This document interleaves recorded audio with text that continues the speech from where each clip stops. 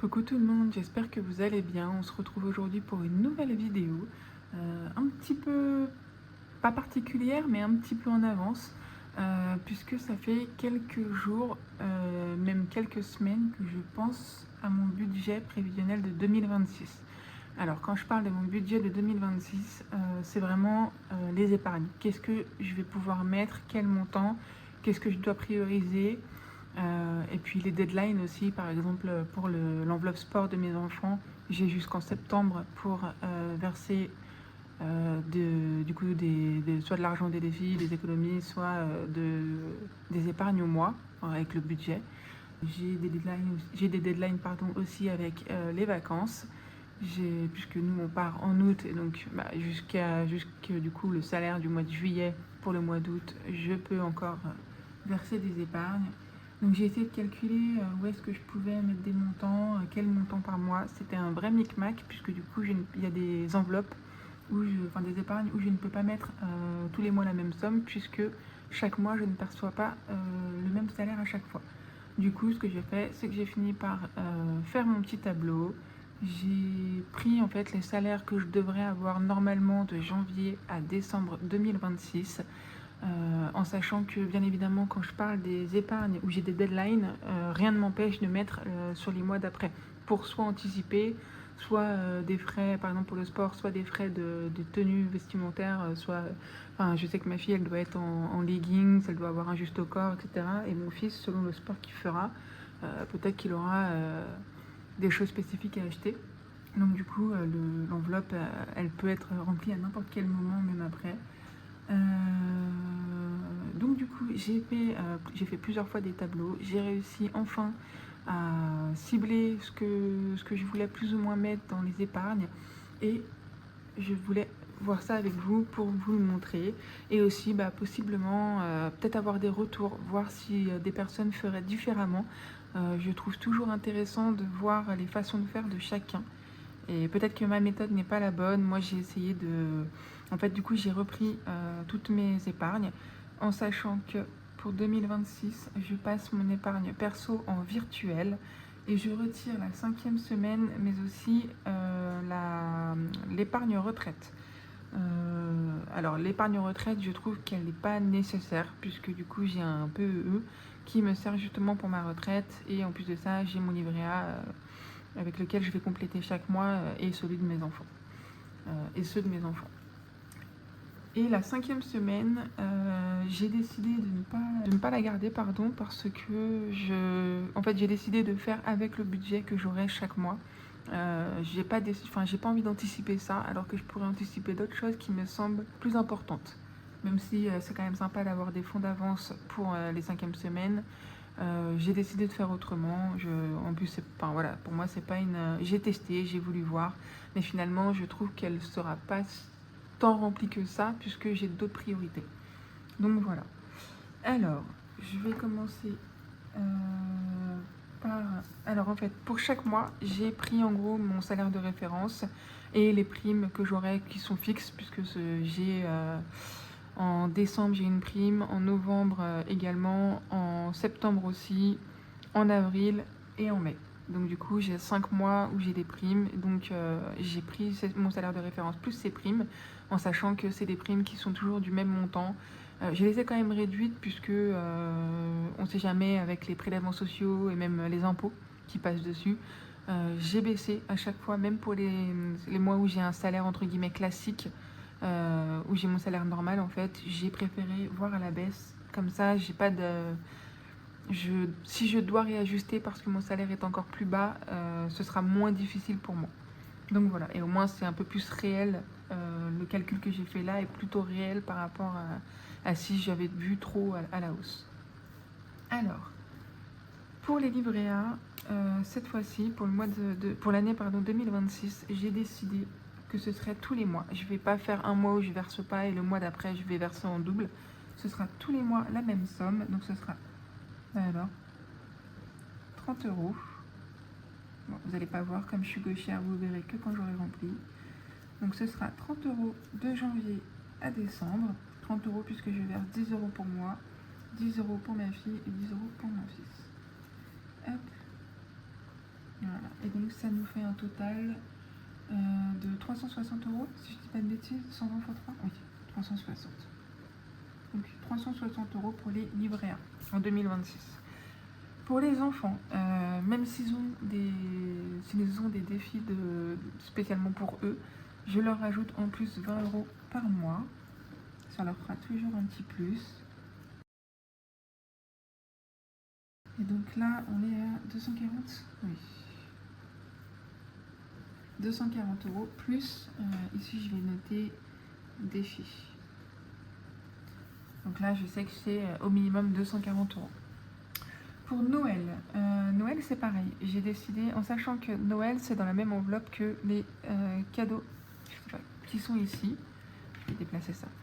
Noël c'est dans la même enveloppe que les cadeaux qui sont ici. Mais au moins, je sais que j'alloue un montant spécifiquement pour ça. Et que j'aurai pas, normalement, une fois que j'ai fait les cadeaux pour tout le monde au cours de l'année, il me restera le montant que j'ai alloué pour Noël.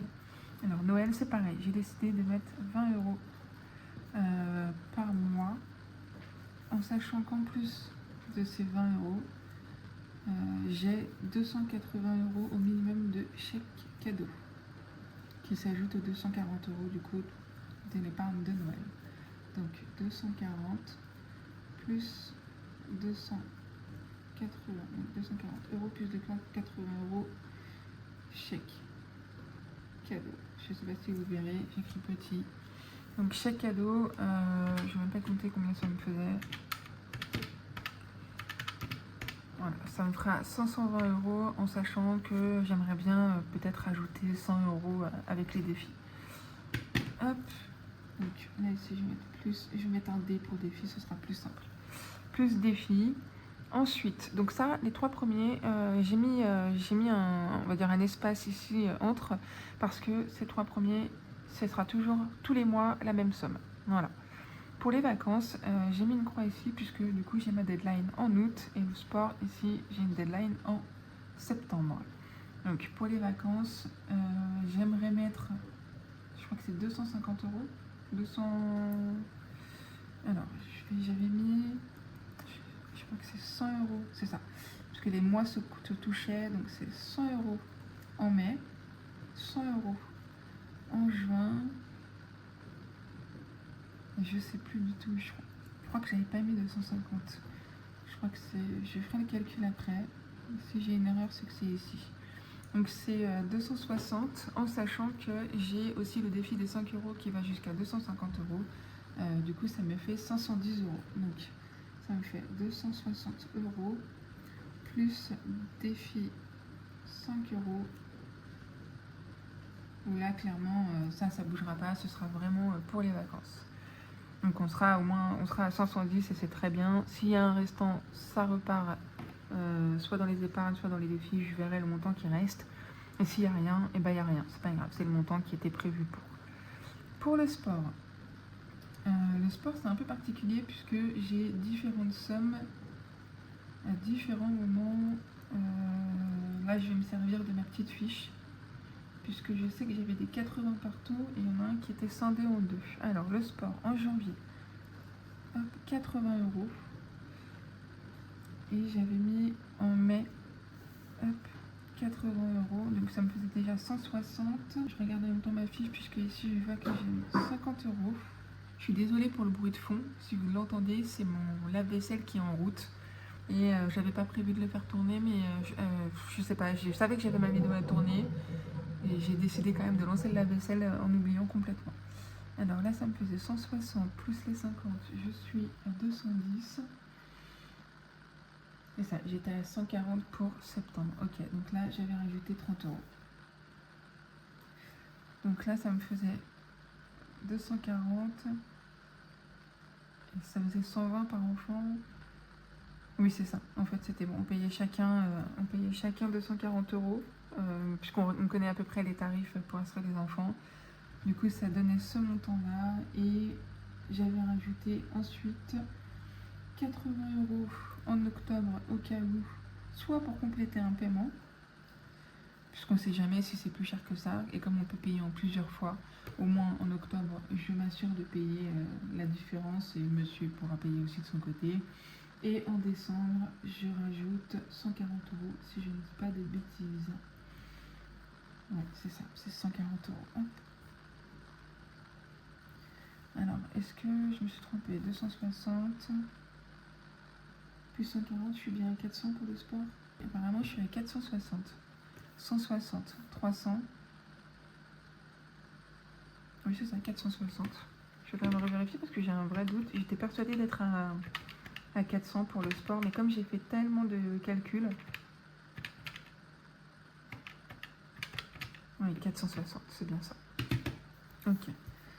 Hop, 460 euros pour le sport.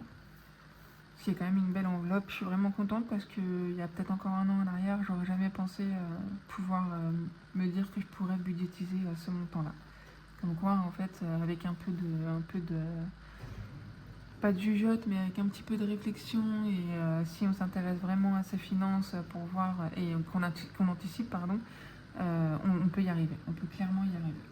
Alors là, c'est pas une épargne, mais c'est un remboursement pour mon papa. Donc j'avais parlé dans une précédente vidéo qu'on allait refaire notre salle de bain. Je vous reprends, j'ai eu un petit souci de batterie. J'avais complètement oublié de charger mon téléphone en même temps que je tournais la vidéo. Je vais me permettre de boire un petit peu de café. Même si j'aime bien le boire froid, ça m'arrange de le boire encore chaud. Donc du coup, je vous expliquais que du coup, j'anticipais en 2026 une partie du remboursement de la salle de bain. Puisque mon papa prend en charge la moitié, en fait il va tout régler et nous on lui verse la moitié de la salle de bain. Du coup qu'on divise par deux avec mon conjoint. Donc cette année, en 2026, j'ai décidé de lui rembourser 1000 euros, comme ça c'est déjà une bonne partie de fête.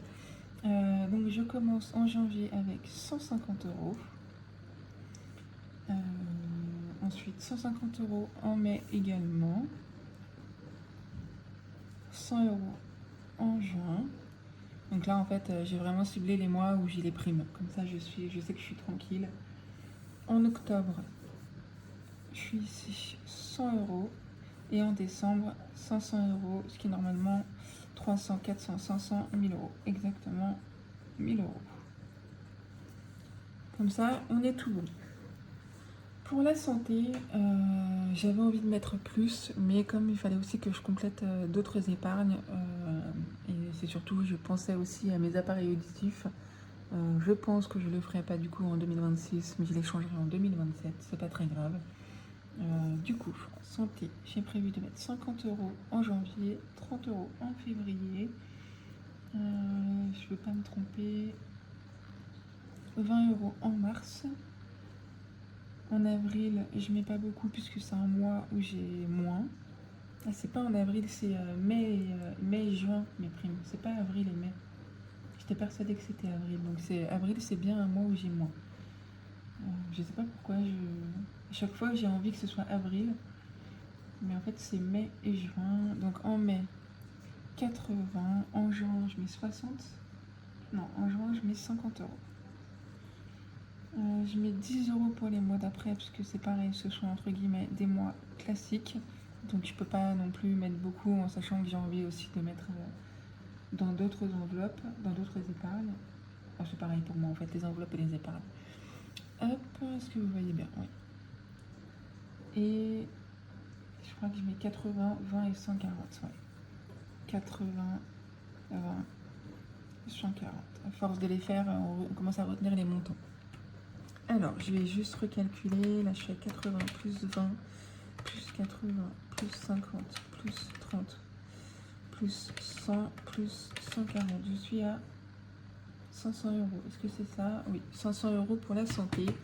En sachant que je verse 40 euros pour mes enfants tous les ans, puisqu'on leur prend plusieurs paires. Du coup, ce sera, normalement, il devrait me rester 560. Et si, du coup, j'ai encore un changement de lunettes l'année prochaine, maintenant, du coup, celle-ci, elle sera prise en charge à 100% aussi. Donc, du coup, il me restera 460 euros, donc c'est pas si mal. On verra comment ça se passe réellement. 500 euros pour la santé. Le fonds d'urgence, j'ai appelé ça urgence, mais c'est le fonds d'urgence. C'est pareil, je voulais vraiment mettre beaucoup, mais bon, j'ai dû faire entre guillemets avec ce que j'avais. Donc je commence l'année avec 50 euros en janvier, 40 en février, 20 en mars. Et ensuite 40 en mai, 30 en juin. Je crois que je mets rien du tout après. Et si. Pas du tout en fait, je me suis complètement trompée. Et si je mets 10 €, je pensais pas. Après, si je mets jamais rien en avril, il va me rester forcément à la fin du mois. Du coup, je vais reprendre. Donc 50 €, 40 € en mars, 20 €.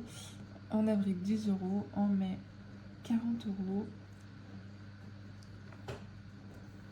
Et en fait, ici, c'est 50. Bon, je vais barrer ici. Voilà, je vais mettre 50 ici. Là, c'est comme dans santé, je mets 10 €. Comme ça, il n'y a pas de jaloux. Là, c'était 60, 30. Et en décembre, je mets 50. Et donc, normalement, si je ne dis pas de bêtises, je devrais avoir 380. Je trouve ça bien de recalculer. Comme en plus, j'ai pas fait mon tableau, en fait, mon brouillon, je l'ai pas du tout refait. Il est encore avec les ratures, etc. C'est d'ailleurs pour ça que je vous le montre pas. Mais là, au moins, j'aurai un tableau plus ou moins propre. On va oublier la rature ici. Mais je le garderai précieusement. Je le garderai précieusement. Alors, 110 € plus 50 plus 80 plus 90 plus 50. On est bien à 380 €. Hop. Ce qui est pas mal. J'espère ne pas en avoir besoin, mais au moins elle sera là. Hop. Pour la maison. Pour la maison, j'avoue que j'aurais pu mettre le remboursement de mon papa là-dedans, mais on sait jamais si on a besoin de se racheter, je sais pas moi, de l'électroménager ou un meuble ou autre, en sachant que comme du coup on va refaire la salle de bain qui est collée à notre chambre et que le mur est rempli d'humidité, en fait on veut carrément aussi refaire puisqu'on a des meubles du coup qui ont été abîmés par l'humidité qui a traversé le mur. Et là, clairement, on sait qu'il faut en acheter, il faut en racheter des neufs, surtout une armoire que du coup on mettra à l'opposé du mur de la salle de bain. Comme ça, on sera tranquille si jamais ça doit de nouveau arriver. Voilà, donc pour la maison, 50 € en janvier, 30 € en février, 20 € en mars. Ensuite, je passe à mai où je mets 40 €. En juin, pardon, je mets 30 €. Et là, je mets encore 10 €. C'est la triplette. Et ensuite, c'est du 60 €, 20 €. Et là, je crois que je mets pas beaucoup. Je mets 50. Oui, je mets 50 €. Hop, et je vais refaire le calcul. Alors, 100 plus 70 plus 100 plus 60 plus 70. Je suis à 330 €. On est tout bon. 330 €. Pour le PE, alors le montant à l'année, je peux déjà l'écrire, c'est 300 €, quoi qu'il arrive, ça ne change pas, puisque c'est le montant maximum pour avoir le plus gros abonnement en fait de l'entreprise. Du coup, je mets toujours le maximum. Hop, et en anticipant, ça revient à ça paraît être une petite somme. Du coup, 60 € en janvier, en mai directement, je mets 40 €. En juin, je mets 20 €. En octobre, je passe à 40. Ensuite, en novembre, je suis à 20. Et je mets 120 € en décembre. Est-ce qu'on est tout bon? J'ai 100, 120, 160, 180, 200, 300. Parfait. J'ai bien 300 € pour le PE. Les animaux. Alors là, c'est pareil. J'aimerais tellement être riche pour pouvoir mettre beaucoup plus que ça dans les enveloppes. J'aurais bien aimé avoir plus, en tout cas, budgétiser plus. Mais bon, on fait avec ce qu'on a et on s'en sortira. 10. Mais bon, ça me fait un peu plus peur quand on voit ce qui s'est passé avec le chat et le montant qu'on a eu à rembourser, enfin à payer. Pourvu que la chienne ne me fasse pas ça tout de suite, qu'elle attende 2-3 ans, ça m'arrangerait. Alors, donc 50 € en janvier, 10 € en avril, 30 € en mai, 50 € en juin. Ensuite, je continue la triplette des 10 euros. Et je mets 40 euros en octobre. Est-ce que je mets... ouais, c'est 20 euros, c'est ça, 20 euros pour les deux. Et donc 60, 90, 140, 170, 210, 250. Est-ce que j'ai bien ça? Oui, 250 euros. Voilà. Donc il nous reste plaisir et cadeau. Alors, les plaisirs, j'ai pas mis beaucoup dans cette enveloppe, puisqu'il faut savoir que moi j'ai une carte vacances où je peux régler, où en fait tous les ans j'ai un peu plus de 1000 euros. Et du coup, je peux régler tout ce qui est hébergement. Je vais dire une bêtise, mais les Airbnb, les hôtels, les pierres et vacances et compagnie, je peux régler directement avec cette carte-là. Et mon conjoint pour... Et donc j'ai aussi des offres de billetterie en fait où je paye, j'ai des promotions. J'ai pas, c'est pas moitié prix, mais j'ai des réductions. Et par contre, mon conjoint, lui, avec son CE, il a des réductions à plus de 50%. Ce qui fait qu'on complète comme ça. Donc l'enveloppe plaisir, elle est principalement, généralement, quand on va chez des amis et qu'on ramène à manger, on va payer avec la carte resto et on va compléter avec plaisir si, par exemple, on fait des grosses courses. Ou alors on complétera en fait les sorties s'il faut. Mais c'est vrai que par exemple, même quand on se déplace quelque part, j'ai tendance à faire des sandwichs maison. Je préfère puisque ça nous permet d'économiser justement. Donc voilà, même les repas, quand on est à l'extérieur, j'essaye de préparer moi-même pour éviter d'avoir à payer plus et à piocher dans cette enveloppe. Donc en janvier, je mets 40 euros. Je mets 10 euros en avril. Ensuite, 20 euros en mai, 30 euros en juin. Toujours la triplette. Hop, des 10 euros. Et ensuite, c'est 20 euros en octobre, 20 euros en novembre et 10 euros en décembre. Donc là, je suis à 50, 70, 100, 130, 150, 180 euros. Hop, 180 euros, en sachant que il n'y a rien qui m'empêche de voir avec les défis. Ici, c'est pareil pour les animaux. Le PE, il bouge pas. La maison, elle bouge pas non plus, puisque ce ne sera pas une obligation. Le fonds d'urgence. Hop. Voilà. Sachant que ça, c'est déjà un défi inclus. Ça ferait 1, 2, 3, 4, 5 épargnes. Avec... et même 6, puisque les cadeaux, ils vont aussi avoir leur part, normalement. Hop. Donc, pour les cadeaux, en janvier, c'est 100 euros directement, puisque mon conjoint est de janvier, donc je mets directement une bonne partie ici. Je n'utiliserai pas les 100 euros directement, mais ce sera une bonne partie du budget qui ira pour lui. Ensuite, je complète avec 30 euros ici, plus 20 en mars, puisqu'ici c'est l'anniversaire de ma fille. Donc du coup, il faudra bien avoir un petit quelque chose pour elle. En avril, je ne mets rien. En mai, je mets 50. Là, en fait, j'estime qu'ici, il me restera plus rien une fois que j'aurai passé l'anniversaire de mon conjoint et de ma fille. Et comme mon fils est de juillet, je décide de compléter un peu plus l'enveloppe comme ça. Et lui, il aura aussi quelque chose. Et à partir de là, en octobre, je suis là. Je mets 50 euros. Je suis de novembre, Team Scorpion.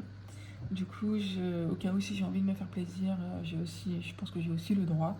Donc si besoin, je piocherai dans l'enveloppe.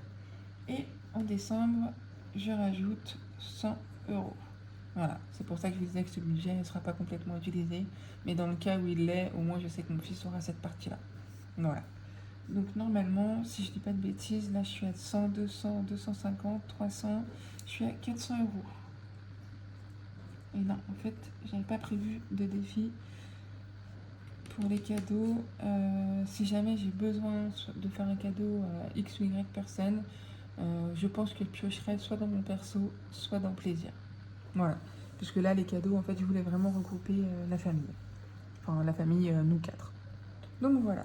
Du coup, je peux vous faire le calcul du restant en fait, en gros, de ce que j'estimais qu'il allait me rester après la déduction, enfin, après avoir perçu mon salaire, déduction des charges fixes, déduction des enveloppes, que ce soit pour les courses, les animaux, le perso, le divers, le plaisir, les enfants.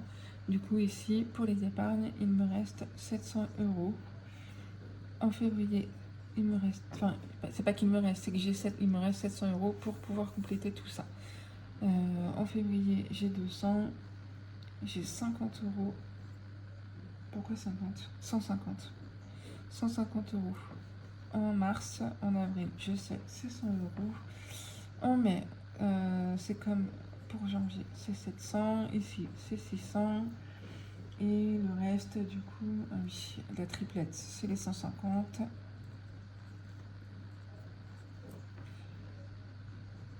On est ensuite en octobre. En octobre, c'est 600. En novembre, ah oui, en novembre, du coup, c'est un mois classique. Et c'est en décembre où c'est un peu plus élevé. C'est 1200 euros pour toute. Non, pas du tout. J'ai essayé de bien faire en faisant des colonnes pour pas me perdre, mais en fait, même comme ça, j'ai réussi à me perdre. Alors, du coup, voilà, vous voyez mon tableau, mon prévisionnel, ce que j'aimerais beaucoup réussir à faire.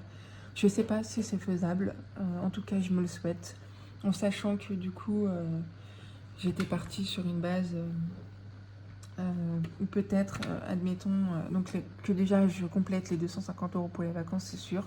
Je pense que si sur la fin, je vois que j'ai pas beaucoup de billets de 5 euros, pardon, je vais carburer pour faire des échanges. Au moins, je vous mens pas là-dessus. Je ferai sûrement des échanges puisque c'est pas évident d'avoir des billets de 5 euros. Et je compte effectivement sur les défis, sur mes économies en fait chaque semaine pour pouvoir compléter d'autres enveloppes si j'ai besoin. Mais je me fais pas trop de soucis là-dessus, puisque depuis mi-juillet, je vois réellement ce que j'arrive à économiser, comment j'ai ajusté mon budget, où est-ce que j'avais plus de trous que d'autres, où est-ce que je pêchais. Et avec le temps, j'arrive à peaufiner, et je trouve ça trop cool. Du coup, en fait, j'étais partie sur une base de, pour les défis, admettons que j'arrive à économiser 20 euros par semaine. Je vais partir aussi sur une base de 4 semaines, pas 5. Donc 20 euros par semaine, ça me fait 80 euros au mois. Donc si je fais x12, je pourrais, dans les défis, avoir ce montant-là au minimum. Ou pas, c'est vraiment, ça dépendra. Ça se trouve, l'année 2026 sera catastrophique. Ce que je n'espère pas, mais on sait jamais. Mais j'espère au moins avoir ce montant-là pour pouvoir compléter, peut-être, je sais pas moi, à Noël, si je veux rajouter 100 euros. Il me restera 860. Ensuite, c'était la santé. Je vais le faire en dernier, la santé, pour le coup. Par exemple, si je veux arrondir à 500 les urgences, j'enlève 120. Pour les animaux, j'aimerais bien, je sais pas, peut-être 150, ça me paraîtrait pas mal. Les plaisirs, eh ben, c'est pareil, on va arrondir à 300 si j'enlève 120. Bon, les cadeaux, finalement, si je voulais, je pourrais retirer peut-être 150. Enfin, voilà, au moins, là, j'ai pas tout fait, mais par exemple, il me resterait santé, je pense pas mettre 320, mais si jamais j'avais plus, ça me rassure, en fait, de visualiser ce tableau comme ça et de me dire que c'est peut-être possible d'arriver à ça. Donc je trouve ça vraiment bien. Et surtout aussi, j'étais plus ou moins inquiète pour le fait de payer le sport pour 2 enfants. Et finalement, on a vraiment regardé les tarifs de tous les sports possibles qui sont dans notre ville, puisqu'on a énormément d'associations, on a beaucoup de clubs. Ça, c'est une vraie chance. Du coup, on a vu qu'en fait, les tarifs étaient quand même beaucoup plus accessibles, puisque nous, on avait regardé des sports en fait dans d'autres villes où c'était presque le double de ce qu'on paye en fait dans notre ville. Donc on s'est dit, il y a suffisamment d'activités ici pour que notre fils choisisse dans le coin, quoi. Il n'y aura pas besoin d'aller à Perpète et de payer énormément. Donc voilà. J'espère que la vidéo vous a plu, que ça vous a permis d'avoir vous aussi peut-être l'envie de visualiser votre budget pour l'année prochaine, de le poser. Moi j'ai trouvé ça trop cool de le faire. Alors ça m'a cassé la tête pendant des jours et des jours, mais j'y suis arrivée, donc vous y arriverez aussi. Et par contre, si jamais vous voyez des choses à peaufiner ou des choses que je pourrais faire différemment, je suis complètement preneuse. Faut pas oublier que pour moi je débute encore. J'ai pas encore toutes les solutions entre guillemets sur comment poser mon budget. Je serai toujours dans l'apprentissage quoi qu'il arrive et du coup j'ai toujours à apprendre des autres. Du coup n'hésitez vraiment pas à me faire une remarque, à m'en parler. J'ai aucun souci avec ça. Ce sera avec grand plaisir. Donc voilà. Je vous remercie de m'avoir regardé jusqu'ici. Je vous fais de très gros bisous et je vous dis à très vite. Salut!